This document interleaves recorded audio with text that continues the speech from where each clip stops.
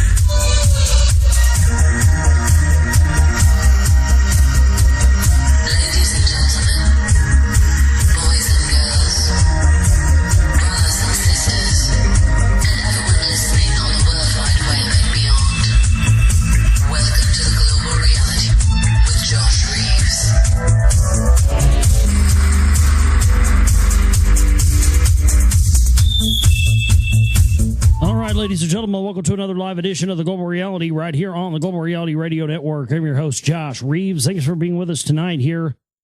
Wednesday night, now into Thursday morning, the 1st into the 2nd of June, 2011. Glad you could be with us tonight. Thanks for staying up late with us. We've got some news and information to get into here tonight for you on the broadcast, as well as our continuing series of reading from William Bramley's The Gods of Eden. We'll be reading out of chapter 38 tonight, The New Eden. Chapter 38, The New Eden. So we'll be reading out of that as well. Love to hear from you. If you have emails that you'd like to send in and have me discuss on the broadcast here tonight, globalrealityshow@gmail.com, globalrealityshow@gmail.com. But send those over during the show tonight, and I'll read them on air if you like. If you ever have something you don't want me to read on air, just make sure you put it in there and ask me not to read it on air, and I won't. So there you go, globalrealityshow@gmail.com. Also, my website where this broadcast originates from is www.theglobalreality.com. It's www.theglobalreality.com. That's where you listen to the show live. That's where you find the chat room. Lots of Moonbat chatters in there tonight, so big shout out to everybody in the chat room tonight. Global Reality chat room at theglobalreality.com. We've got everything else up there at the website as well. All my documentary films, all the past stuff, clips I've made, greatest hits of the show, all kinds of great stuff. Music up there by the Demigods, our group that we have going, as well as Delphi music up there, Jamie Reeves music, all kinds of stuff there that you can get. Also, the chip-in banner and the donate button is located at the website as well. Today was our final day for our fundraiser for the month, and came down to the wire because we didn't get a lot of support over the past few weeks because I haven't been live because of what happened, obviously, with me and my family. So it did kind of make me a little sad, though, to see that, it's like, had I been live, we would, normally we haven't come this close to the wire, not what we had, not had what we needed at the end of the month. In a long time, long enough to where I don't really remember when the last time it was. We've been getting the support has been coming in a lot better as of late, and then the past few weeks I haven't been live as much because the deaths of my uncle, my father, of course. So that's just in no way, shape, or form, in any shape, emotional state to be up here. And I can't even believe I'm up here already doing this week. To be honest with you, I didn't think I would be. But obviously, I guess I have to be, because if I don't, then I don't get in the support I need. So we want to thank our kind donator who came at the last minute and got us over the top of what we needed. Thank you so much. You know who you are out there. I love you. Appreciate you coming through for us, and it means a lot to me. And thank you so much, because especially just now with everything that's been going on.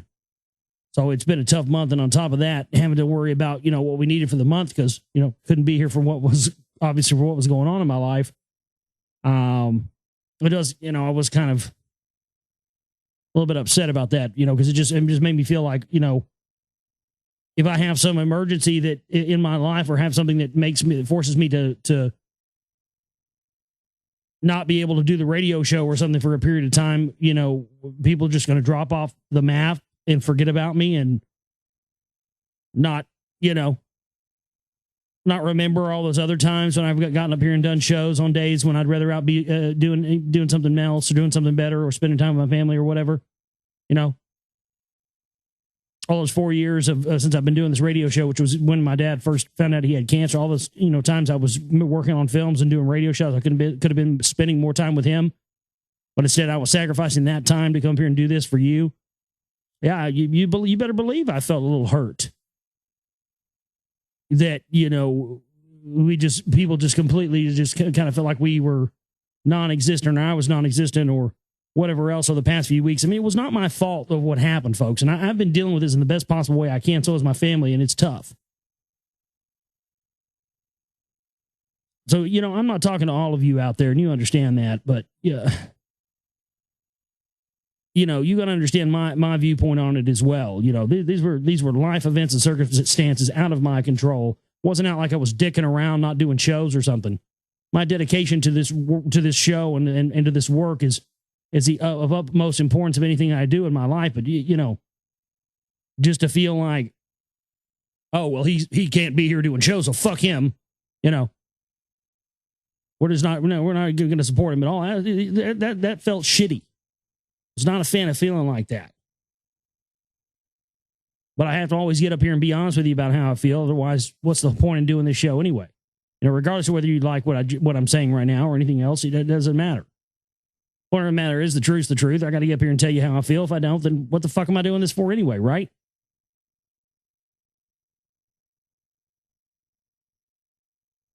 So let's see what we have here tonight on the broadcast to get into. Again, if you'd like to send in comments or questions or anything else, globalrealityshow@gmail.com. It's globalrealityshow@gmail.com. That's where you can send in your emails tonight.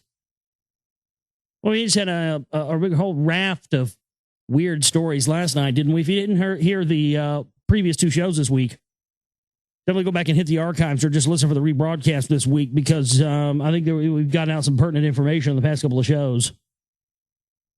Last night especially, there was some big stuff in there last night. But let's see what we have tonight here. This is a story that I haven't seen getting much play or much time, rather. I've been sort of looking around at the websites and looking around at people's shows and whatnot. I haven't seen this getting a lot of play in alternative media or really mainstream media or anything else for that matter at this point. This is from the Associated Press.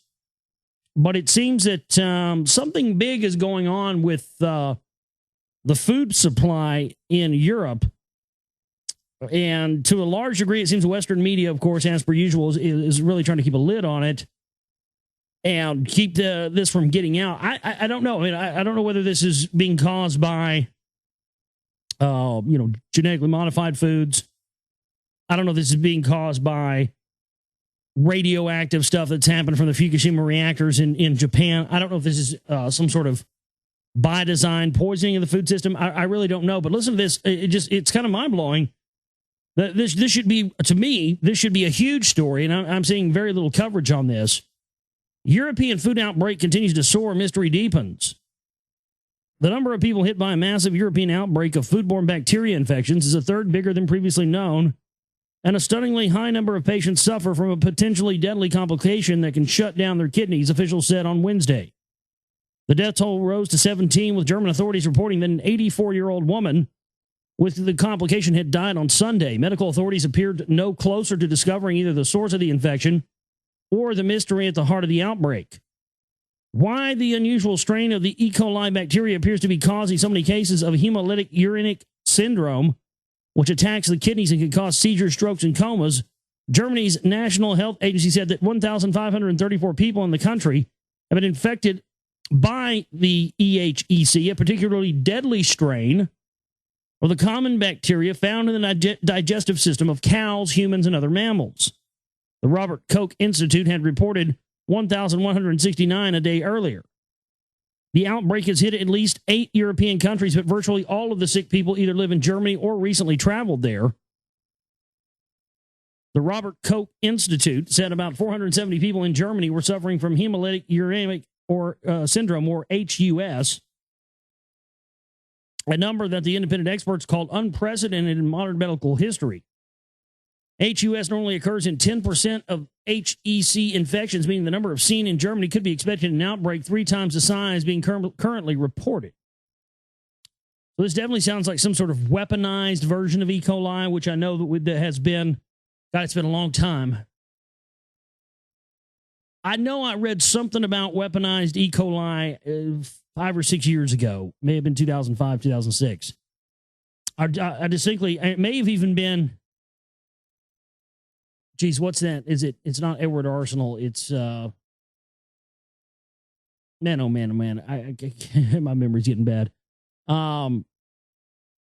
There's a bioweapons lab, Fort Detrick. There we go.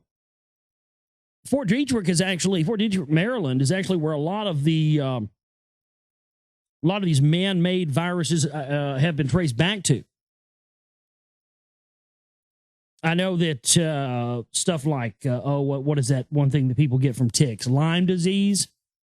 Lyme disease is one that's been proven that was a bioweapon that originated at Fort Detrick. That's a fact. So it very well could be that this sort of new, particularly more deadly strain of E. coli that's sweeping through Europe could be something that's, a lot more important or a lot more dangerous than we're being told. Again, this is an Associated Press article I'm reading from here, but seen very little mention of this in alternative media. Haven't seen any articles really posted about it in, alternative media websites. Not really seen a lot in mainstream media about this. It does make you wonder. And I'll tell you what, man, there's sort of this stigma now with doing this type of work, a stigma really that, oddly enough, I kind of helped create in a way from, my years of exposing Alex Jones and the Council for National Policy and all that stuff. But, there sort of is this thing now where if you get up here and tell people how bad things really are, there's a fine line where, there's sort of this unwritten thing where, you can't go too far and you can't tell people how things are, too bad how things are. Otherwise, you just give them a little bit. Otherwise, you're a fearmonger, you see, because you've had people like Alex Jones and others, and he's certainly not the only one. Let's get that clear. He's certainly not the only fearmonger out there, probably the biggest and well-known, but there are a lot of people who run the same, Steve Quayle and, tons of these other clowns who run the same game that he does. He's not the only one. There's a lot more of them than him. But what these guys have done is they've created the Chicken Little syndrome thing where, the sky's falling, and then it doesn't fall, and then, the sky's falling, it really is falling, nobody comes, and then, people get hurt or die. But I have to tell you, it is my honest opinion that every day when I look in the news, and every day when I get up here to get ready to do this radio show, it is becoming increasingly difficult every day that goes by. And I've never said this on my show before. It is getting increasingly difficult as the day goes by, folks, every day, to get up here and not tell you how bad things are getting, because it's getting fucked up in this world. More fucked up than I think people have ever seen it in the history of the planet. I could be wrong about that, but oh man, it's unbelievable. This, you can, the things that are brewing right now, we won't see the effects of for another 10 to 20 years. But the things that they are brewing right now and the way that these are, there is mass genocide going on all around us every single day that has nothing to do with war and, the battlefield. You understand that, right? It's a whole, I think there is. I think it's a whole other level of genocide that's going on that is happening through the poisoning of our food, the poisoning of our water, this criminal medical industrial complex that lies to people and tricks them into believing that they are operating and in business for the health of the person that is taking their drugs, which is an absolute fucking lie. They're there to kill you with their poison and take your money, period, end of story. That's it. And so, there's a genocide going on around us every single day. Every single day, somebody somewhere's life is affected by one of the mechanisms and one of the operations of this global power structure. Every single day. Every time, someone dies of a disease at the hands of these butchers in the medical industry, that doesn't get counted as a part of the genocide or the part of the, grand death toll of the New World Order or the grand death toll of warfare. But, it's a whole different part of warfare, but it's still war. And they have declared war on us for the longest time, since time immemorial. This has been declared on us. We have been the enemy forever. Since the advent of man, we have been the enemy. Since the advent of an aristocracy, this divine right to rule, this bloodline power structure, we have been the enemy. We have been in the crosshairs. And we as a whole, as a people on this planet, as a species, have set back for whatever reason and convinced ourselves that these people who say they have the royal genetic seed, the royal blood, we sit back and allow them to rule over us. Why? They are the enemy. It's time they be put in the crosshairs. The power structure, the elite, the people at the very top of this food chain. Mankind has been the enemy for too long. It's time that the role be reversed. No, I don't know how that's going to happen.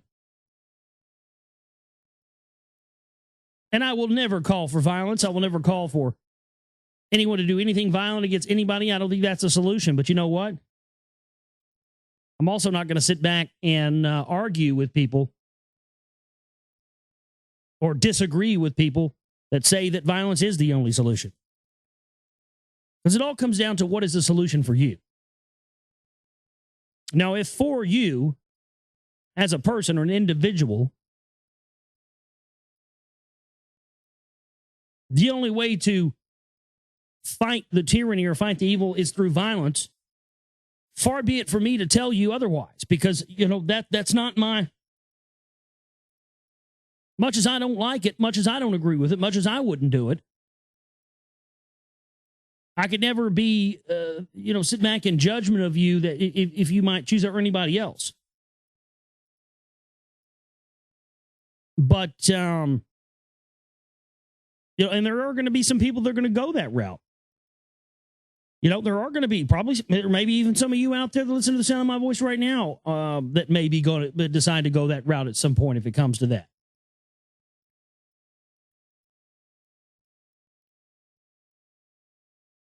But don't think that just because you don't agree with something that you don't agree with something, you have to stifle somebody else's path or destiny or whatever you have. I've been guilty of that in the past, and I don't think that's really the right road. I mean, if for some people that's the only thing they can see as a solution.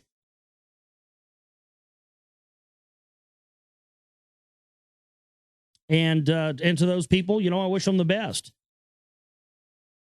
But I think we have to have people on all fronts of this. I think there's going to be people that are going to go fight and die for it, and there's going to be people that are going to sit on the sidelines and fight the information war. But I think that these things need to come together. I think that it's important to expose these fearmongers and it's definitely important to expose these goddamn militia types, these phony militia types that are involved with Larry Pratt, and they're working for the power structure at large. Those guys need to be exposed 7 ways to Sunday. I will never not expose them. But and again, as much as I may be personally against the violence and all this stuff. I am no longer going to try and tell somebody else who's chosen that path that they're wrong in that. You know, because who am I to say they're wrong in it? I think that's, I tell you what, it's a big step for me to really come to that, you know, to that conclusion, be able to understand that, accept that. But that it really is, all this is new to all of us, man. I mean, this is this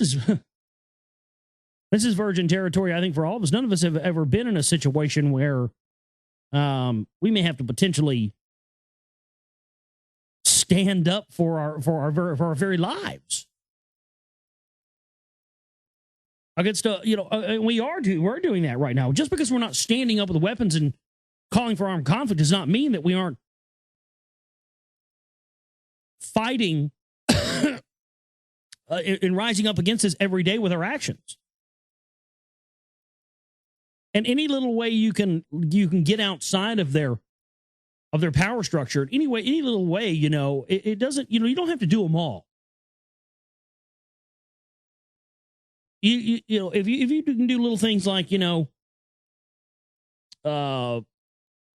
starting your own business or doing something where you don't have to rely on, you know, you're not a wage slave, essentially. You know, you don't work for a paycheck and work for a 40-hour week for a boss. You know, if you can do that, hey, that's a huge one.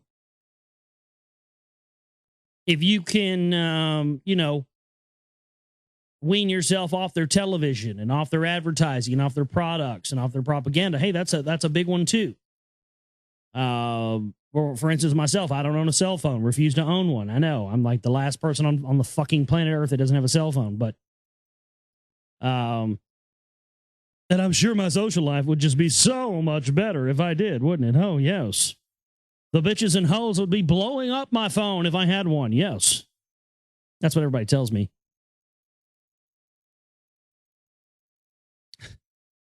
But, you know, that little things like that, you know, there's a bunch of different ones, and you don't have to, nobody's expecting you to do them all, you know. And just because somebody, you know, a friend or a family member or somebody is you know, living their life in as much of an off the grid type of way as they can, you know, just because you can't do that or you choose not to do that, hey, support that person in when they do that, when they choose not to, you know, involve themselves in the system they control. And, you know, you don't, just because they're doing one thing to be out of the system or off the grid or whatever, doesn't mean you have to do that same thing. In fact, you may be a person that may, you know, have to do one of those in the system things to benefit somebody else that you know or something like that, and vice versa. So that's all that, you know, pick one or two things, you know, and those one or two things that you do that are no longer feeding that system, choosing not to vote, that's a huge one. That's one I wish we could get everybody to be involved. We could get everybody just not to vote and just flat refuse to vote in this country. We could have a revolution by morning. Because it's that constant reinforcement, that constant reaffirmation that their system, their control, what they offer us is acceptable. Until that ends, folks, none of this is ever going to end. It's going to continue until it gets to its absolute worst fulfillment. So it becomes the most absolute worst fulfillment of itself. Self-perpetuating evil, self-perpetuating tyranny. That's what they want. That's what this is driving towards. But let's get into some news here for you, or more news rather. See what else we have. You guys hear that some magazine called The Daily ran this news article called Liquid Medicine. I don't know if you guys heard about this. They're actually talking about putting lithium. You guys know what lithium is, right? Kurt Cobain wrote a song about it. Yeah. Well, no, it's the, remember when what they used to do? They used to do this full frontal lobe lobotomies, where they take like a fucking, you know, hot piece of metal and, you know, bore it straight into your fucking brain and melt out, you know, part of your brain, and, you know, one flew over the cuckoo's nest to just make you a complete vegetable. Well, you know when they stopped doing that? They stopped doing that when they when they got their hands on lithium. Lithium is a lobotomy in a pill, folks. And now they're calling for this to be put in the tap water. I mean, lithium's already been found in tap water from people flushing in large amounts, from people flushing their pills down the toilet. But now they're talking about actually, premeditatively adding this to the water like fluoride. Controversial call to add lithium to drinking water for mental health. For decades, it's been the gold standard treatment for the most distressing of mental health disorders, mania, schizophrenia, major depression. But now lithium, the third element of the periodic table and an essential constituent of soil, oceans, and every living organism, is being heralded by some experts as the next fluoride. Oh, that's just great. The next fluoride. Fluoride's not bad enough. We need a new fluoride. Fluoride 2.0. No, we're not keeping the people docile and dumbed down enough with just fluoride. No, we need to start adding mass amounts of lithium in this shit so we can just make everybody turn me the TV in the hot pocket. I'm gonna watch TV. Yeah, the football game is on. Not that we're not already pretty close to that right now, but that's exactly what we all will be once they start adding lithium to the water. I'm not even fucking kidding you, folks. That's what this stuff does to you. It is being heralded by some experts as the next fluoride, an additive with such therapeutic potential that should be ingested by millions of Americans every time they pour a glass of drinking water. You cannot make this shit up.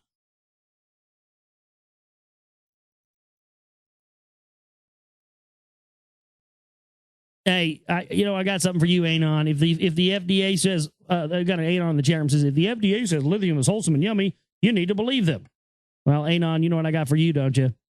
Suck Satan's cock, you anonymous motherfucker. That's just out of control. Is a provocative aspect that research suggests might reduce rates of suicide, violent crime, and hard drug use. Yeah, I bet it would. Yeah, I bet it would reduce rates of suicide, violent crime, and hard drug use. You're not going to want to do any one of the three of those if you're on lithium, Bubba. You're going to be vegetable status on the fucking couch watching reruns of Mama's Family for the rest of your goddamn life. The idea gained widespread traction in 2009 when researchers studying 18 communities in Japan concluded areas where water supplies contained higher natural levels of lithium were significantly less vulnerable to suicide. Yeah. Well, I'm sure that natural lithium occurring in the water system is just a tad different than lithium that's being created by the medical industrial complex and then shoved into the water system. But you notice how they don't, I'm just fucking with you, Anon. No, don't take any offense to it. And notice how they don't make the distinction there, though, right? They slide that in. Well, there's an area in Japan and the natural levels of lithium in the water. We've determined people there are less vulnerable to suicide. Right, but that's naturally occurring lithium in the water. That is not the same way, in any way, shape, or form, the same thing as this fucking chemical that they're creating in a laboratory, folks. But they're trying to confuse the two here in this article. Unbelievable stuff. A subsequent study published this month in the British Journal of Psychiatry, surveying all 99 countries in Austria over 5 years, replicated the findings and concluded that conservatively 4 to 15% of the country's geographic variation in suicide was due to lithium content in regional water supplies. As a matter of empirical science, this connection between water-based lithium and suicide is absolutely becoming widely accepted. Jacob Apple, a psychiatrist and bioethicist at Mount Sinai Hospital in New York City, told the Daily, the research, when one of the scientific persuasion reads, is jaw-dropping and compelling. Not everyone is surprised by lithium's capacity to instill mass mental resilience. For centuries, people worldwide have been flocking to drink from the so-called miracle waters, springs and pools renowned for their calming benefits. Scientists now know that many of the sites, including a spring in the Otsego County town of Cherry Valley, New York, contains unusually high natural lithium levels. Right. Again, they're making the case for natural lithium here. You see? Oh, it says this underground spring water. Everybody likes spring water, right? Well, guess what? That natural spring water has 1% lithium in it. So, everybody knows that spring water is the best, right? Everybody knows spring water is so good for you. So it's got natural lithium in it. We could just start pumping lithium into the water now. Jesus Christ, how come we never thought of this before? This is a gigantic piece of propaganda. Man, Hydra, if you're listening, I dropped that link in the chat room there. Get that up on the website for me if you can, bud. Because that's a huge article. My goodness. That's a huge thing to understand. They are trying to convince us that naturally occurring lithium in spring water and all this stuff is fine, it's great, which it probably is. But they're trying to use that to convince us of why they need to put, this chemical, medical industrial complex poison lithium in the water supplies. This is such a propaganda piece. Well, somebody needs to start a group, a Facebook group, a meetup group, something. This needs to be a big issue. I think that we need to, people need to get together and try to band against them putting fucking lithium in our water. This is, but I mean, you're already psychotic anyway if you drink the fucking water out of the tap anyway, right? Here's another interesting thing I want to talk to you about tonight. People always tend to ask me advice on investments and stuff like that, because when you pay attention to this stuff for a long time, you have I tell you what, if I had money to invest in shit, if I had money to invest in stuff when I started this radio show 4 years ago, I would be fucking filthy rich right now. If I actually had the cash to invest in like stocks or whatever else have you, things like that, man, because I mean, seriously, I would probably be an amazing stock advisor, because I can tell you when mergers are going to happen and when fucking buyouts are going to happen a year before you ever hear about them in the news. I don't have inside information. It just comes from looking at this stuff and being able to see what's coming down the pike. I called that Borders was going to collapse and long before it did. And my sister worked for Borders, and lo and behold, there's one, you saw what happened there. But everybody's kind of always asked me, well, if you're telling me I should sell my gold and silver and I shouldn't be in that, you're going to tank that like they did in the 80s with the Hunts. What should I get into? And I've been telling people a lot, rare earths. If you can get in, invest in rare earths, invest in rare earths. This is where it's at because of the coming attempt to try and build, for lack of a better term, Terminator transhumanist type technology. Listen to this. This is an article here from oilprice.com. Rare earths are about to become a lot more rare.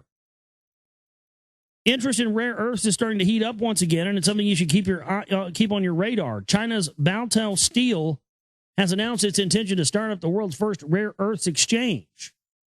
The move is expected to increase the liquidity and visibility of these valuable elements while reducing their trading costs. So named because they were hard to get in the 18th and 19th century, these once obscure elements have suddenly become the focus of several converging trends in the global economy, as they are the key ingredient of magnets. Well. Why all of a sudden is there this push to gain all of this,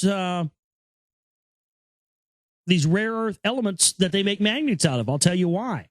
Anti-grav systems, folks. Free energy devices. Anti-grav systems. They're trying to snap all this stuff up real quick, because when people start to figure out you can build this stuff and what you can build it with, they're going to have a lockdown on the materials to build it. And I've known for years, anti-grav is one of the key elements, one of the key hidden gem secrets of the elite. One of the most closely guarded secrets of black op technology is this anti-grav technology, and that's why they suppressed Tesla and did all the things they did to him. Because that's what he was already on the verge of bringing out, along with free energy and all the rest of it. But definitely he was working on anti-grav systems as well. I think the Nazis were toying around with that also. They're the key ingredient of magnets. There are 17 in all, divided into light, cerium, Ce, lanthanum, and neodymium, Nd. And since the beginning of the year, the price of 99% pure cerium oxide has rocketed by 650% to $11.50 a pound. It turns out that you can't build a hybrid or electric car, a wind turbine, a thin film solar, LEDs, high-performance batteries, or a cell phone without these elements. One Prius uses 25 kilograms of the stuff. You also can't fight a modern war without rare earths, being essential for radar, missile guidance systems, navigation, and night vision goggles. That's where things get interesting. China now produces 97% of the world's rare earth supplies, much of it coming from small mines operating by criminal gangs where it is safe to say concerns about environmental damage are nil. In 2009, China announced that it would start restricting rare earth exports, possibly banning several. It's thought in order to force foreigners to buy more of their downstream electronic products. Such a ban was temporarily enforced against Japan last fall when they arrested a hapless Chinese fisherman, a.k.a. a spy, who drifted into disputed territorial waters. The ban was lifted when the man was released. Thus, rare earths made their debut as a Chinese political weapon. Similar restrictions could be enforced against the rest of us as early as 2012. The world market for rare earths is tiny now, accounting to only $4 billion a year, but Toyota intends on doubling its production of Priuses from 1 million to 2 million units in the near future, while China and South Korea want to boost their combined electric and hybrid production by 1 million units by the end of the year. Nissan is ramping up global manufacturing of all its electric Leaf to 500,000 by next year. America was once the world's largest producer of these elements until it was undercut on prices by China and all U.S. production ceased. The threatened Chinese supply squeeze has prompted a group of investors to reopen Molycorp's Mountain Pass, California mine, a jackrabbit-ridden, rattlesnake-infested pit an hour southwest of Las Vegas. The mine was the world's largest producer of cerium and neodymium and provided the European that was used to produce the first color televisions. Well, that's what they want to do. They've shut down all production of this stuff in the United States, but if they turn the United States into China, which it really is the plan, then hey, they can send in the cheap labor to clean out that mine, right? Who cares if millions die to go in there and get the stuff? That's collateral damage. Who gives a fuck, right? Last August, Molycorp raised $500 million to an IPO to reopen the mine in a nearby refinery at $15 a share. It briefly dipped to $12.50 where it got everybody in, and then it soared to $79, making it the top-performing IPO of 2010. Further fuel was added to the fire with the launch of the first rare earth ETF, Market Vector's Rare Earth Strategic Metals, in November. Now Congress wants to get involved, proposing a rare earth strategic stockpile for the military and offering subsidized loans to fund it. Remember what that did for oil? The price has already started, with cerium doubling to $4 a pound since 2007, and neodymium up 500% to $23 a pound during the same period. So it might be wise to use the next generalized equity sell-off to dip your toe back into the rare earths pool. The best way to get involved is through the miners themselves, which involves an added element of risk. Take a look at the established players, which include Molycorp, Avalon Rare Metals, Rare Element Resources, and Linus Corporation. So there you go. And let's see what else we have here. I think we're going to take a break, and we'll come back and get into some more news for you here tonight. Also going to be reading from William Bramley's The Gods of Eden as well. This is all right, back here with you on the Global Reality, right here on the Global Reality Radio Network. I'm your host, Josh Reeves. Thanks for being with us tonight. Thanks for staying up late with us. We just have a few more news stories to get into with you here tonight, and then we're going to continue reading from chapter 38. We're going to start chapter 38 tonight, The New Eden, out of William Bramley's The Gods of Eden. So thanks for staying up late with us, and thank you to those out there who continue to support our work, and those who have stuck with us through everything. And we're coming up on 4 years We'll have our 4-year anniversary in September of the Global Reality. Man, oh man, oh man. And we just keep chugging on into the future with the support of our listeners and people out there who are on the same similar type of journey as you and I are, you know. I mean, that's really what it's all about. And it's way deeper than the stuff in the news, but it's important. The news is an important thing to cover because it's important to everyday document and pay attention to the operations that they are initiating, and also operations they may appear or may claim to be initiating. You see, that's a part of it as well. But it is a necessary part of the work for me. That's why I still always do news in the show, because oftentimes you do catch things, like the thing we caught last night where, Biden, in lieu of going to these deficit talks, goes to this, the anniversary party for the uniting of Italy, which was, of course, initiated by none other than Giuseppe Mazzini, the head of the Illuminati after Adam Weishaupt. Well, things like that, that give you little insights. That's really why I still cover the news. It's an important part of it. But, it is so much deeper than that. That's why I've enjoyed reading William Bramley's The Gods of Eden, and hope to continue. I'm going to make that a regular part of the broadcast, just, I guess, from here on out, or as long as we have things to read or, whatever else.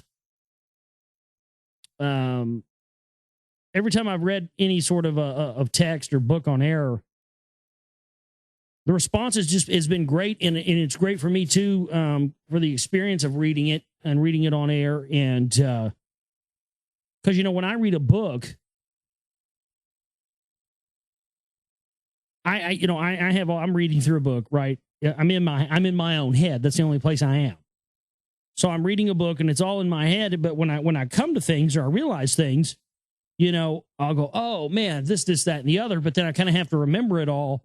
And then I get back up here on air and I go, I was reading this book and blah, blah, blah. And, man, I figured this out. It just doesn't have the same effect as it does when I'm actually reading the book on air and you get to hear me go, oh my God, holy shit. Well, if that's the case, and that means this, and that just has happened every time we've read books on air and stuff. So we're going to continue to do that for the foreseeable future. So,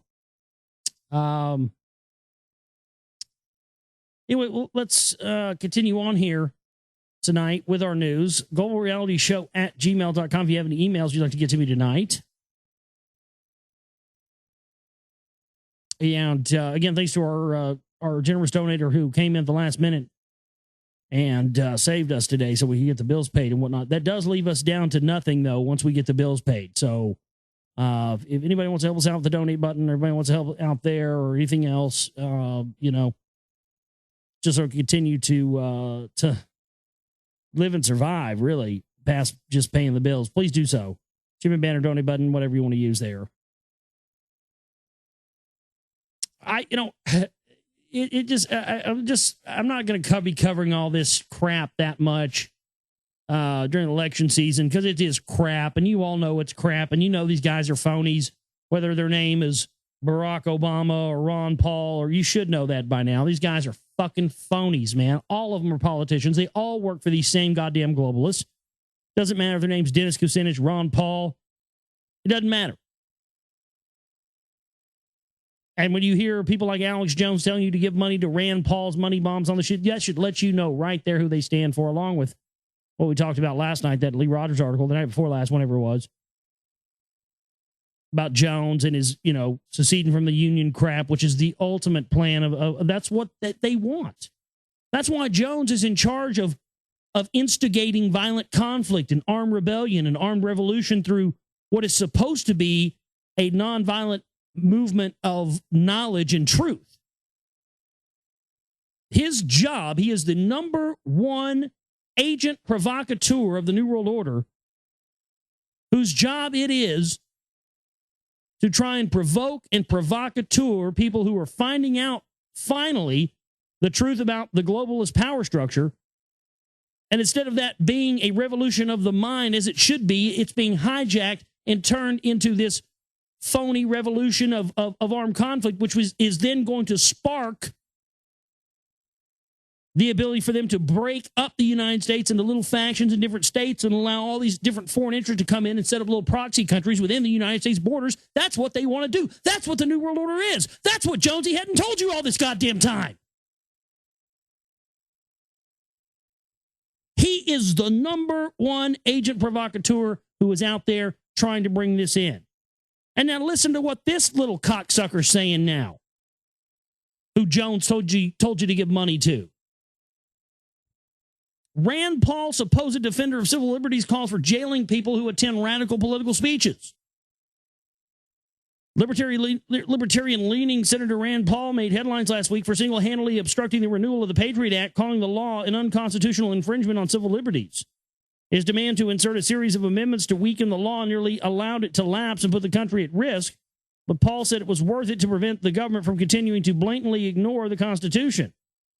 But when Paul went on Fox News host Sean Hannity's radio show Friday to discuss his opposition to the national security law, he suggested implementing a far more serious infringement on civil liberties. While discussing profiling at airports, Paul called for the criminalization of speech. Listen to this. Quote from Rand Paul, "I'm not for profiling people on the color of their skin or on their religion, but I would take into account where they've been traveling, and perhaps you might have to indirectly take into account whether or not they've been going to radical political speeches by religious leaders. It wouldn't be that they are Islamic, but if someone is attending speeches from someone who is promoting the violent overthrow of our government, well, that would be your fucking father. You gonna sit here and tell me Ron Paul has never been to some event or speech where they haven't been promoting the violent overthrow of our government? That's a goddamn lie. He supports the John Birch Society. That's what they call for left and right, have for years. If someone is going to attend speeches from someone who is promoting the violent overthrow of our government, that's really an offense that we should be going after. They should be deported or put in prison. Well, yeah, correct me if I'm wrong, but hasn't Rand Paul been on the Alex Jones show before? Hasn't he given him, I mean, that's your whole buddy. That's your whole base, Rand Paul. Your whole base is made up of people who call for the violent overthrow of our government. Haven't you been paying attention?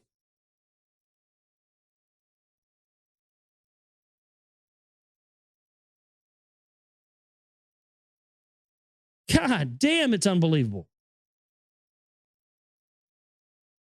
Paul's suggestion that people be imprisoned or deported for merely attending a political speech would be a fairly egregious violation on the First Amendment, not to mention due process. What if someone attended a radical speech as a curious bystander?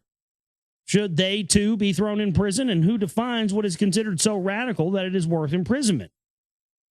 But Paul's suggestion is especially appalling, coming from someone who fashions himself as a staunch defender of civil liberties. Since coming to Congress, Paul has received praise from libertarians and liberals alike for supposedly being consistent on the issue, and he often speaks of civil liberties in speeches and television appearances. However, aside from his admirable stance on the Patriot Act, Paul's record shows he's hardly the paragon of civil liberties he claims to be, but is rather indistinguishable from the rest of the GOP on national security issues. Bingo. That's the whole. That's the whole. You go look at Ron Paul's voting record. Oh, he has a perfect voting record. Perfect by whose terminology? Go and actually look at the things he's voted for. He's voted for, along with the rest of his entire party, on issues that we should all be against. The fact that people have been force-fed this lie of Ron Paul and Rand Paul, and this lie that politicians are the answer to solving what politicians are fucking doing. My God. You know, I bought that shit for about half a second, man, and I'm glad I woke up to it real quick. Unbelievable. People still running around believing that shit.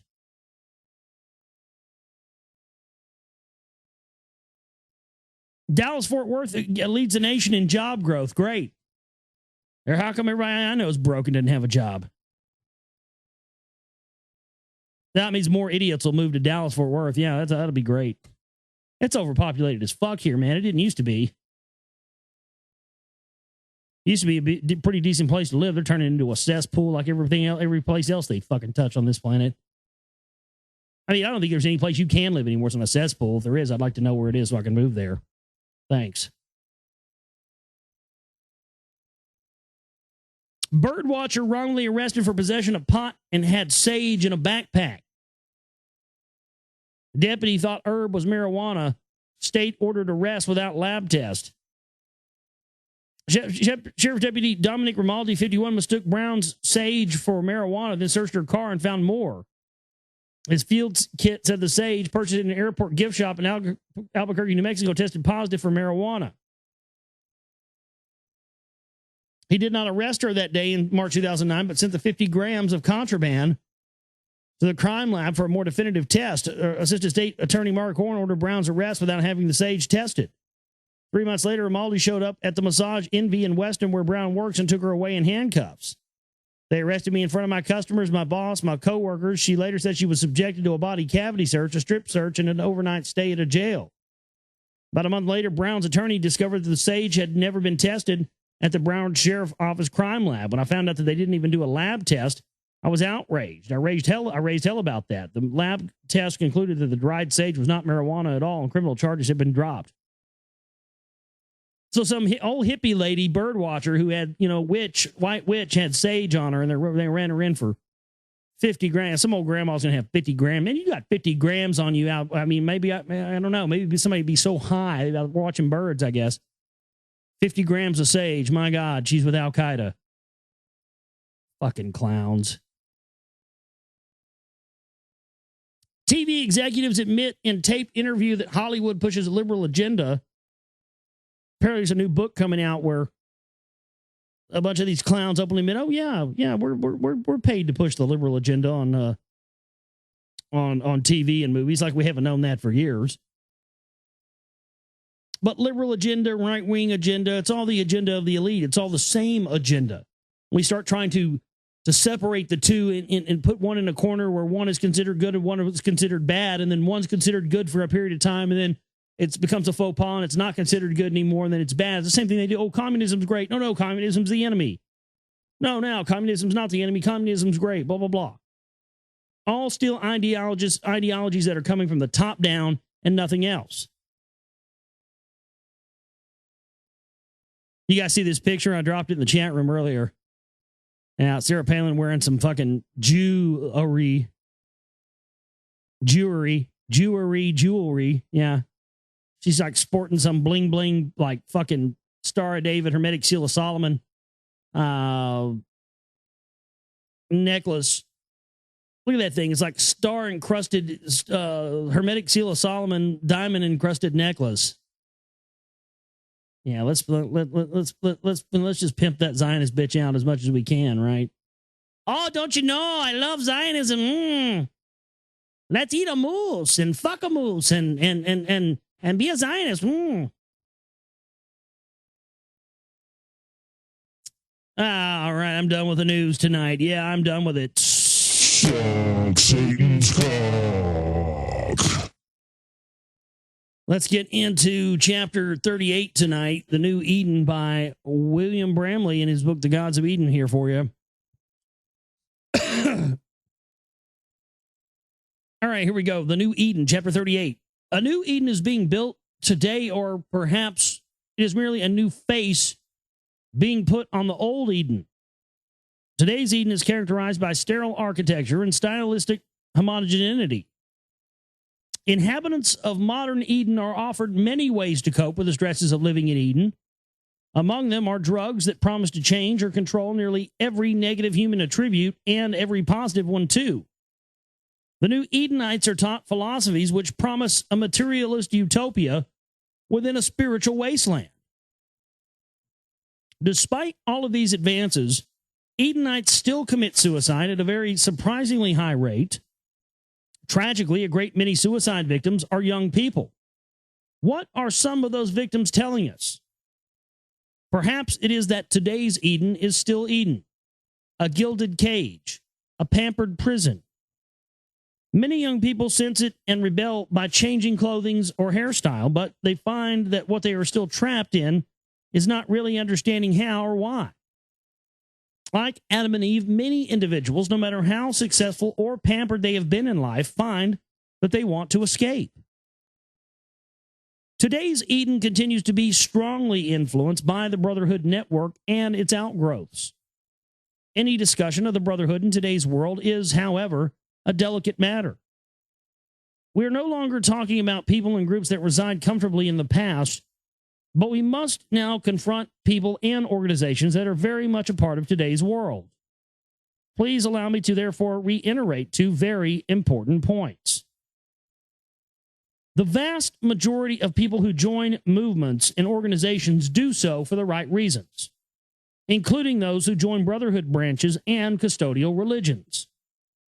They have heard a bit of truth, and they have seen a solution to a genuine problem. They work in those organizations to disseminate that truth or to solve that problem. As has been true throughout all of history, almost none of them, including most of their top leaders, are knowingly engaged in Machiavellian activity. That's a good point. We have to understand that about a lot of these groups. They know only that they have been given a just cause to pursue against some other human group, unaware that somewhere else in similar organizations, other people have been given a just cause to pursue against them. The corruption within the Brotherhood Network and the violence emanating from it are as upsetting to them as they are to everyone else. Number two, my purpose is correction, not condemnation. There are no saints on earth and probably nowhere else for that matter. Yes, there are a great many very fine people who deserve to be helped, but there is probably no being on earth who has not at some point in some way contributed to what we have discussed here in this book. To engage in blame, punishment, or recrimination at this stage of the game can only make affairs worse. I hope to encourage the idea that no matter what we have done in the past, it is the present and future that truly count. My purpose in writing this book is only to ask that we take a moment's pause to step back and look at what we may be all caught up in. Perhaps each of us can then carefully determine what we need to do or stop doing to bring about the changes required to set things straight without disrupting our lives or cherished institutions. What is needed now from everyone is cooperation, not recrimination. As we survey the modern organizations and religions which arose out of Brotherhood networks, we discover something rather ironic. As the world continues its intellectual flirtation with materialism, Brotherhood organizations and custodial religions are among the few sources which keep alive any idea that man might be a spiritual being. As a result, many Brotherhood organizations and custodial religions attract some very fine people with whom the spiritual spark has not died. It is difficult to find a Jesuit father, an American Freemason, a Presbyterian minister, or a Jewish rabbi who was not a very decent person. The overwhelming majority of them emphasize the truly benign and uplifting aspects of their theologies. It is equally difficult to not feel good as at a Catholic Mass on Christmas Eve, or to be stimulated by a conversation with an articulate Rosicrucian about the meaning of life. It is equally impossible not to appreciate the smile of a young child basking in the warmth of a successful family unit held together by the Hebrew religion, or to savor the aesthetics of the exceptional Hindu artwork. Children and elderly people are helped every day through the kind work of Freemasons, Oddfellows, and Shriners. Fascinating political discussions can be had with an avowed Marxist, and one can learn some of the most astonishing facts from a dyed-in-the-wool right-winger. Nevertheless, most of the institutions that arose out of the Brotherhood network continue to cause serious problems today. In this book, we looked closely at the inflatable paper money system. In the United States today, over 75% of the money supply is created by commercial banks. When you deposit $1 in a commercial bank, that dollar becomes the bank's to lend out. And the bank creates an additional dollar, which becomes the dollar in your bank account. That dollar in your bank account, however, is not a guaranteed dollar. It is simply a debt owned by the bank to you. That debt, however, quickly turns into money because you can spend it right away, and the bank still has your original dollar. In this way, the bank has created money out of nothing. Banks make most of their profit by being allowed to create money in this fashion. The interest banks charge on loans merely pays some of the administrative expenses, and more importantly, it compensates for the inflation that the banks inevitably cause by creating money in the manner that they do. Yeah, I saw a news article today said they're, going to print more dollars. Well, that's just what we need, more cheap money, right? There are, of course, legally mandated limits to how many dollars a bank can create. Yeah, they don't give a fuck about that. Come on, Bramley. A commercial bank must maintain a minimum base of cash for every dollar deposited, but it is only a small percentage. As long as people use their checking accounts and do not demand too much actual cash, a bank will be safe. A bank can go broke, however, if enough of its loans default or if too many depositors demand actual cash and thereby wipe out a bank's small asset base. The result of this whole system is massive debt at every level of society today. The banks are in debt to the depositors, and the depositors' money is loaned out and creates indebtedness to the banks. Making this system even more akin to something out of a maniac's delirium is the fact that the banks, like other lenders, often have the right to seize physical property if its paper money is not repaid. At the national and international levels, we read today of third world nations staggering under huge debts. Most of those debts are illusionary in the sense that the bulk of the loans came from banks which generate or channel created out of nothing money. Some of those banks, such as some represented by the International Monetary Fund, the IMF, have the right to dictate economic policies and demand austerity measures within the indebted nations to get the loans repaid.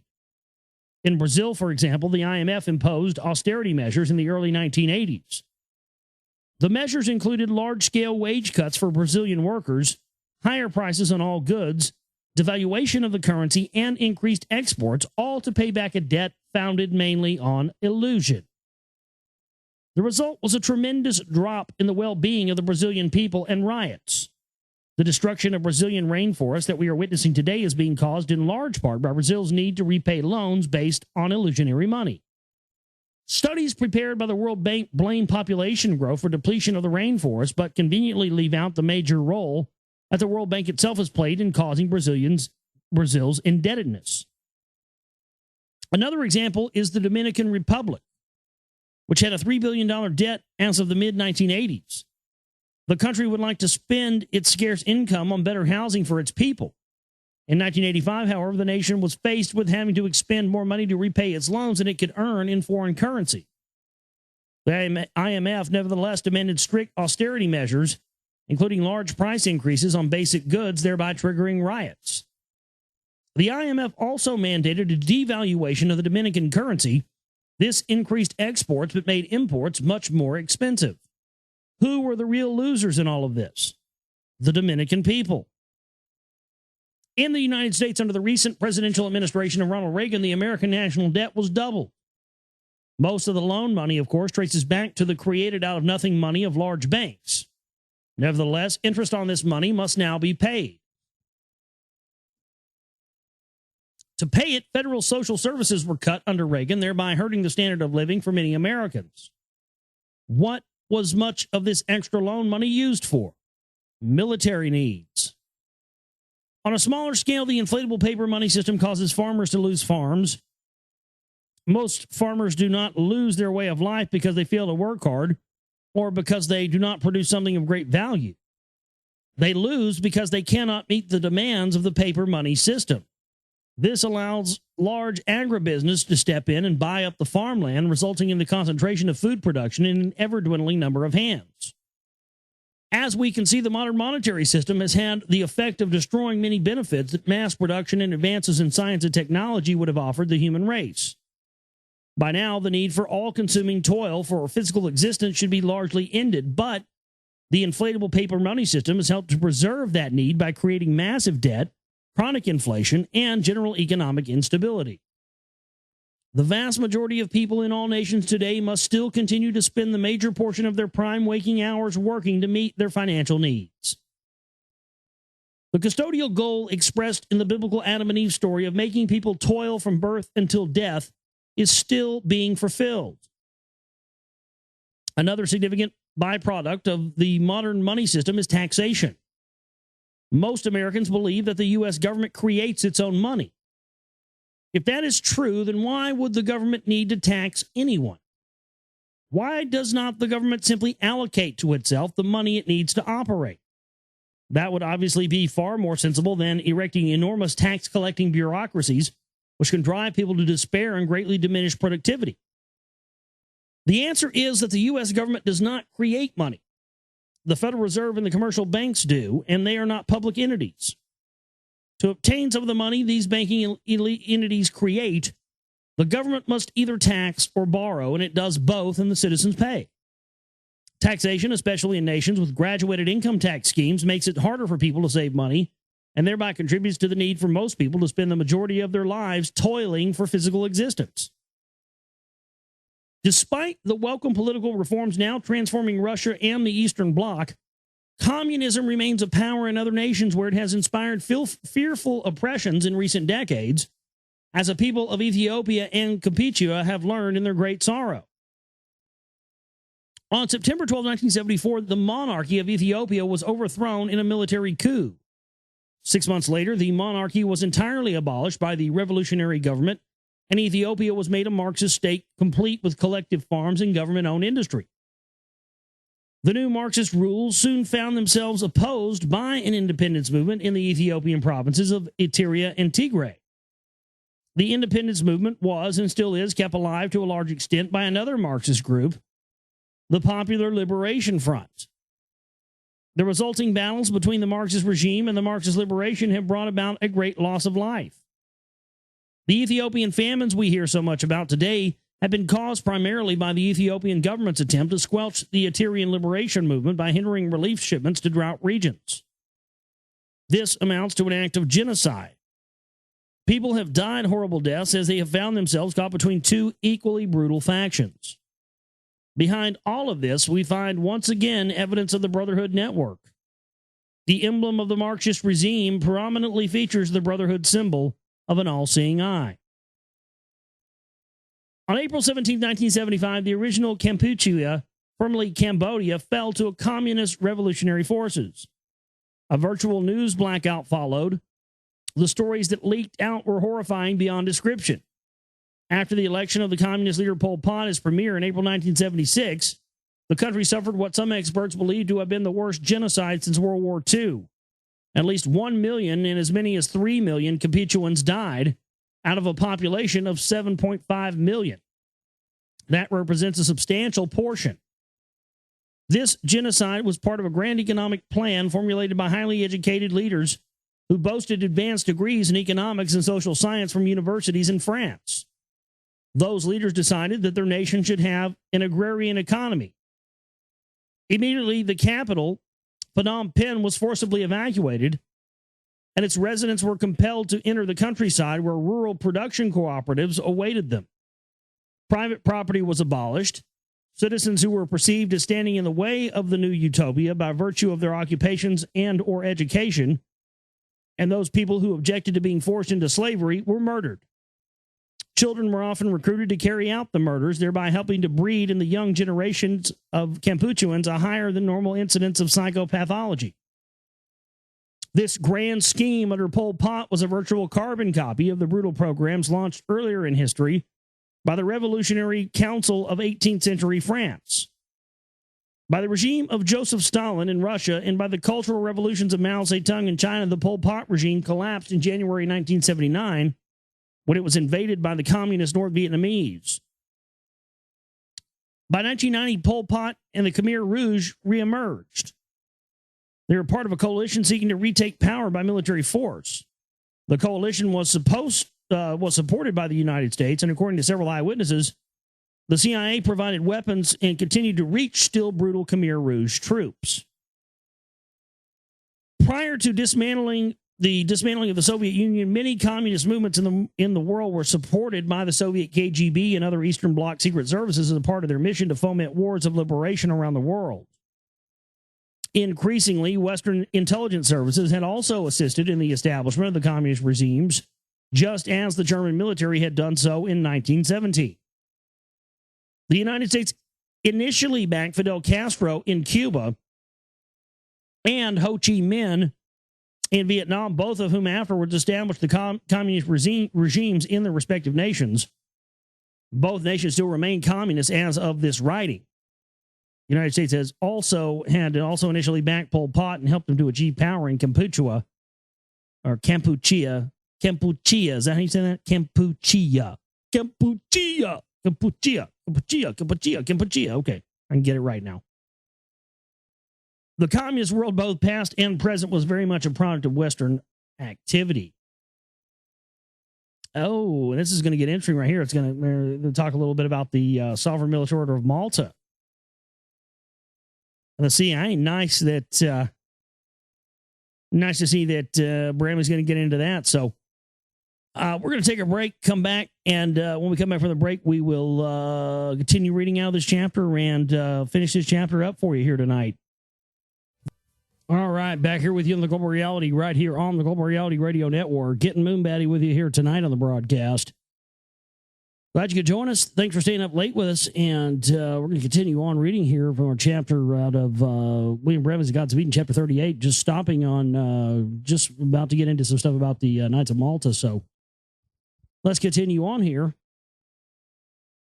This is very much relevant, of course, and you know, what's very interesting is and I found this before reading Bramley's Gods of Eden, and it was just amazing to see him reaffirm and confirm a lot of the stuff I've researched and put in the films and done here on the radio show. But, you know, I started seeing this strong connection to the real deal Illuminati with groups like the Council for National Policy and the Knights of Malta and that whole connection there with that, especially with these right-wing phonies and these phony patriots and whatnot.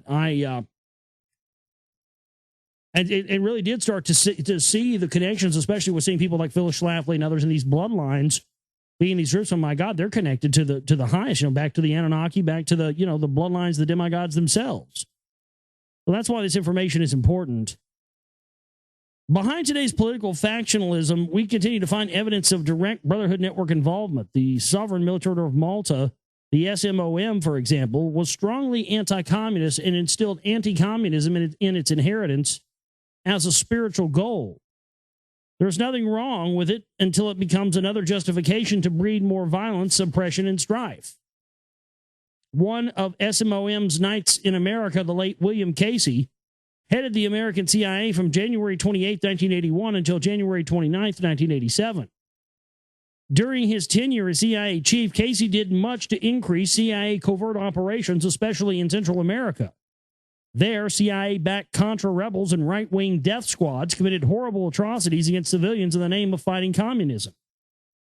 Other Sovereign Military Order of Malta Knights in national intelligence organizations have included James Buckley of Radio Free Europe, Radio Liberty. Yeah, James Buckley. William F. Buckley. Radio Free Europe, Radio Liberty. That was a Nazi SMOM front that now has been taken over by none other than Dr. Stan Monteith. What's the name of his broadcast? Radio Liberty. He's a bloodline. He's of this same exact lineage, folks. You'll never hear him deny that. John McCone, former director of the CIA under President John Kennedy, and Alexandre de Marinchez, chief of the French intelligence under President Giscard d'Estaing, who was also a Sovereign Military Order of Malta Knight. The American CIA is also influenced by Mormonism, Freemasonry, and other lesser-known Brotherhood organizations. Mormons are often sought by CIA recruiters due to the overseas experience many Mormons receive in their missionary work. And a few have reached very high positions within the American intelligence community. Some Masonic groups provide special scholarships for young members to attend the Foreign Services School in Washington, D.C. That school provides the nation with many of its State Department personnel, diplomats, and spies. All of these Brotherhood influences have combined to create an ideological hotbed in American foreign policy. The result has been the maintenance of the United States as an effective political faction for keeping conflict alive around the world. Lone assassins continue to be significant today. Earlier in the book, we looked at the origin of the lone assassin phenomenon as a political tool. The substantial conspiracy evidence surrounding modern-day assassinations indicates that such killings continue to be accrued political weapons. The primary difference today is that some lone assassins appear to be a cover for a second hidden assassin, and a pretense is made that the lone assassin really did the act alone. In all other important respects, modern lone assassins are nearly identical to those programmed by the Brotherhood's Ismaili organization centuries ago in the Middle East. To illustrate, let us review some of the evidence behind recent assassinations. A great deal has already been written about the November 22nd, 1963 assassination of U.S. President John F. Kennedy, so I will only summarize the events here. President Kennedy was killed by a rifle fire while riding in the motorcade in Dallas, Texas. Almost immediately after the shooting, suspicions of a conspiracy arose. The alleged lone assassin, Lee Harvey Oswald, publicly proclaimed that he was only a patsy. The ballistics and physical evidence strongly suggested that Kennedy was hit by bullets fired from in the front of him, not from behind where Oswald was positioned. Oswald never had a chance to elaborate on his claim that he was a patsy or go to trial because 2 days after his arrest, he was murdered while in police custody by nightclub owner Jack Rubenstein, a man with known mafia connections. Ruby went to prison and died there less than 4 years later. An official government panel was convened to investigate the JFK assassination known as the Warren Commission. After its chairman, U.S. Supreme Court Justice Earl Warren, the panel concluded that Oswald had acted entirely alone. Years later, U.S. House of Representatives panel spent 26 months reinvestigating the murders of John F. Kennedy and black civil rights leader Martin Luther King Jr., who was slain in 1968 by an alleged lone assassin as well. The House panel concluded that lone assassins did not act alone and that conspiracies lay behind the Kennedy and King killings. The panel felt that further police investigation was warranted. Despite rumors and evidence of CIA and mafia involvements in the Kennedy shootings, no convictions or any co-conspirators have ever occurred. John Kennedy's younger brother, Robert F. Kennedy, was assassinated almost 5 years later on June 5th, 1968, inside the Ambassador Hotel in Los Angeles, California. RFK was running for president at the time he was shot, and he was almost certain to win the Democratic nomination. He had just finished delivering a speech to enthused campaign workers and began to walk through the back pantry area surrounded by a throng of well-wishers and reporters. It was in the pantry area that the convicted assassin, Sirhan, opened fire at close range with a .22 caliber pistol. A number of people were hit, and Kennedy fell to the floor with head and body wounds. Sirhan was immediately apprehended. Kennedy died the next day, and Sirhan went on to be convicted as the sole assassin. Despite the conviction, a great deal of controversy remained. In an extraordinary feat of investigative journalism, researcher Theodore Karach compiled a large body of evidence indicating that a second hidden gunman, not Sirhan, had fired the shot with which killed Kennedy. Somebody called into my show one time when I had Anthony J. Hilder on the show and accused him of being the second gunman. Isn't that wild? I don't know if that's true or not. I haven't seen any evidence that supports that. But somebody, literally, I had him on my show one time, but somebody called in and accused him of being the second gunman because allegedly he was there. He admitted that on my show that he was there when Robert Kennedy was killed. That kind of weird. I also heard that, what's his name? Who's the Vatican assassin clown? Eric John Phelps? Yeah. I heard him talk about, I wouldn't say he's a clown. He's an Israeli diamond salesman and a white supremacist, but he has had some accurate info on some topics, but yeah, you need to know that's what he is. I don't really support his work or his, that guy at all. Although he supports my work and he puts my movies up on his website. So,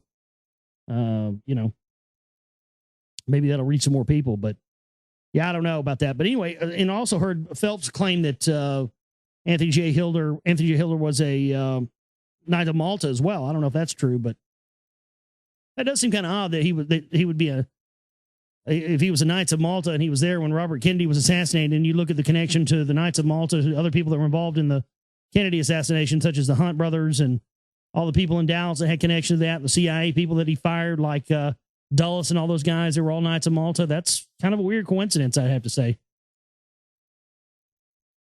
The RFK second gun case rests on a great deal of fascinating ballistics evidence and eyewitness testimony. For example, the Los Angeles coroner performed an analysis of the gunpowder burns on Kennedy's head and clothing.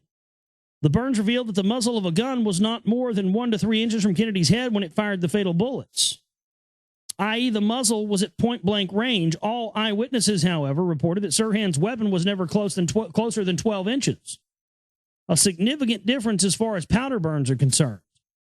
The second gun suggests that the fatal bullet may have been fired from the gun of a uniformed security guard who was holding Kennedy by the right arm when the shooting started. The guard admitted pulling out his gun during the melee, but denied firing it. An eyewitness on the scene, however, did testify to seeing the guard fire.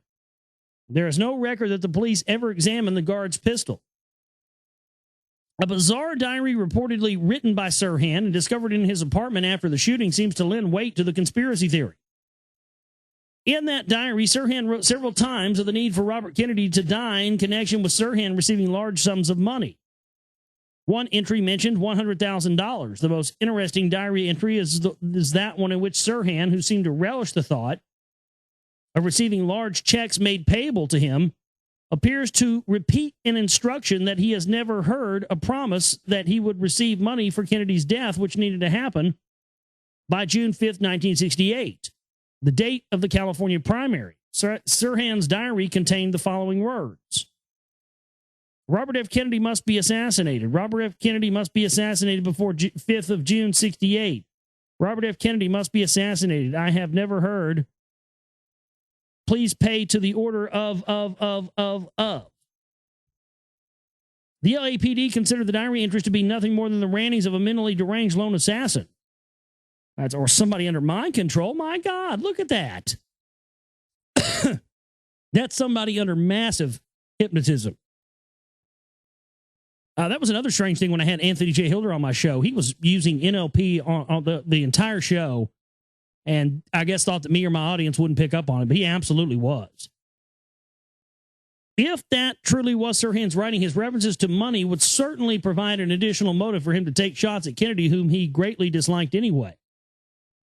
The question is, who offered Sirhan the apparent money, and does Sirhan believe that he will still receive it when he is finally released from prison? To this day, Sirhan maintains that he acted entirely alone, and the FBI and Los Angeles Police Department are content to agree with him. If a security guard fired the shot which killed RFK, it is possible that he did it accidentally. The guard may have drawn his gun from his holster in an effort to defend Kennedy without even realizing it. The police, however, never even considered this possibility, despite the powerful evidence that Sirhan's gun did not fire the fatal bullet. The LAPD was instead very one-minded in its lone assassin theory and, as pointed out by a Los Angeles Times article, badly mishandled some of the key physical evidence. Rumors again abounded of a possible mafia and or CIA involvement in the Robert Kennedy shooting, but no co-conspirators were ever arrested in the case. In the early afternoon of March 30th, 1981, President Ronald Reagan finished giving a speech at the Washington Hilton Hotel. Surrounded by his entourage and Secret Service agents, Reagan walked out to the driveway where a limousine awaited him. As in the Robert Kennedy shooting, an apparently crazed young man emerged from the crowd firing a pistol. Reagan was pushed into the limousine by a Secret Service agent, rushed to the hospital, underwent surgery to remove a single bullet which had struck him in the left rib cage and pierced his left lung. It is fortunate that the wound was not fatal. The lone assassin, John Hinckley Jr., went on to be convicted of the crime. According to a newspaper columnist, the FBI did all it could to prove that Hinckley had been the sole assassin on the scene. Some people, however, have expressed doubts about the FBI's conclusion. At a press conference held a month after his recovery, Mr. Reagan answered questions indicating that he did not feel the impact of the bullet that struck him until he was all the way inside of the limousine. That's odd, isn't it? What were your first thoughts when you realized you had been hit? Yeah, the whole thing was set up by the same people that set up Kennedy and RFK anyway. Poppy Bush's fingerprints were all over that. Had that bullet been just about a half inch, a little bit more to the right, we'd have had Poppy Bush as president a lot sooner than we did. And the New World Order would have been advanced a lot more quicker than it was. Even though, they advanced it still with Reagan as a puppet in chief, but they were trying to put the real power player into the head of things conveniently there with the death of Reagan. What were your first thoughts when you realized you had been hit? Actually, I can't recall too clearly. I knew I'd been hurt, but I thought that I had been hurt by the Secret Service man landing on me in the car, and it was, I must say, it was the most paralyzing pain. I've described it as if someone had hit you with a hammer. By that sensation, it seemed to me, came after I was in the car. And so I thought that maybe his gun or something that the Secret Service had come down on me had broken a rib. But when I sat up in the seat, the pain wouldn't go away. I suddenly found I was coughing up blood. We decided that maybe I'd broken a rib or punctured a lung. So possibly the Secret Service agent was ordered that if, the assassin didn't get him, to go ahead and finish him off there. A lot of people have, speculated that it was the driver that reached around in the back and shot Kennedy. I don't believe that, but a lot of people do. In a later interview, Mr. Reagan's wife, Nancy, confirmed the president's impression. Had Mr. Reagan simply suffered a delayed reaction to a bullet fired from Hinckley's gun, or had he actually been shot, perhaps accidentally, inside the car by a Secret Service agent, as the above testimony would suggest? According to the FBI, the bullet that wounded Mr. Reagan had ricocheted off the inside limousine door just as Mr. Reagan was being pushed into the vehicle. If the FBI explanation is true, why did the bullet not explode upon impact with the door, since it was an exploding bullet? Perhaps the bullet was a dud. It is possible that two coincidences did occur at the Reagan shooting: a dud bullet followed by a delayed pain reaction. Another explanation, which does not require a coincidence, is that Reagan was shot, perhaps accidentally, by the Secret Service agent inside the car. This would explain both the failure of the exploding bullet to explode. It did not hit an intervening metal door, and Mr. Reagan's own recollection. The FBI did not pursue the second gun angle in the Reagan shooting. This is troubling because the convicted assassin, John Hinckley Jr., claimed that there was a conspiracy involved in the shooting. In its October 21st, 1981 issue, the New York Times reported, a Justice Department source late tonight confirmed a report that John W. Hinckley Jr. had written in papers confiscated from his cell in July that he was a part of a conspiracy when he shot President Reagan and three other men in March 30th of that year. Hinckley's allegation should have set in motion an intensive conspiracy investigation. After all, John Hinckley Jr. was not just a random individual out of the American melting pot. He was the son of a wealthy personal friend and political supporter of then Vice President George Bush, who, of course, would have become president if Reagan had died. This is not to say that a conspiracy necessarily existed, only that such circumstances typically trigger a much more intensive investigation. Well, come on. Bramley, do your homework, bud. Poppy Bush we're talking about here. Where there's smoke, there's fucking fire. You see the ops that guy's been behind through the years. It should have been a fucking investigation minute one. The New York Times states that the FBI seized Hinckley's papers, followed up on the leads, and concluded that Hinckley's conspiracy claim was untrue. The judge hearing the case ordered attorneys and witnesses not to divulge the contents of Hinckley's papers to the public. The prison guards who had seized and read the papers gave their testimony in secret to the judge. At Hinckley's trial, neither defense nor prosecuting attorneys ever raised the issue of a conspiracy, nor the second gun possibility. Instead, the entire trial centered around Mr. Hinckley's very visible mental problems. Perhaps the three shootings just discussed really were committed by lone assassins, with two of the shootings involving the accidental discharge of a firearm by a security agent. An assassination in the Philippines proved, however, that such scenarios may sometimes be the cover for a murder committed by an intelligence organization. Well, this is a long chapter. I tried my best to get through all of it tonight. It's a long chapter, man. We started on a new one here tonight, but I'm going to have to go and stop it there for tonight. Otherwise, we'll be going on into the morning. But good stuff there out of Bramley tonight. I'm glad we got into a little bit of the SMOM, a little bit of the assassination stuff. We'll pick up where we left off here tomorrow night on the broadcast. I want to thank everybody for being with us tonight. And again, thanks to our donator who got us over the top of the last minute. Appreciate that so much. Love you guys. We do still need support, though, because that takes us at zero for any kind of support right now, folks, after paying the bills. And it's been tough, and we just need whatever we can get in right now. So thank you so much to everybody out there. My name is Josh Reeves. I love each and every one of you. We'll see you next time for the broadcast. You guys have a great one. Take care.